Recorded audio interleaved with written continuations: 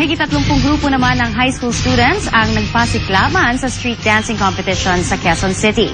Sa naturang kompetisyon, bumida rin ang bilog na hugis itlog na election advocacy campaign ng GMA. Nakatutok si Claire Delfin. May tumatumbling, nagka-cramping, meron ding malarobot na kung tawagin ay static. Pasiklaban sa hip-hop o street dancing ang 34 na grupo ng high school students sa Quezon City sa High School Idols Season 3 ng AMA Education System.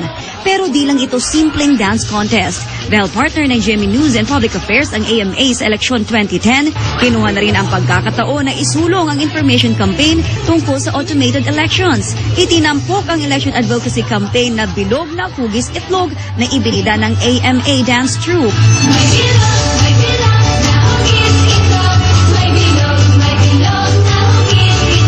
Sayaw na kabisado na rin ng mga estudyante. Kami ay naniniwala na meron tayong magagawa, hindi lamang sa edukasyon, pati sa eleksyon. Maya-maya rin ang pagpapalabas ng VTR sa malaking screen ng sayaw na ito ng Sex Bomb Girls. Si Jopa ay isa sa judges ng High School Idols, proud daw na maging bahag ng proyekto.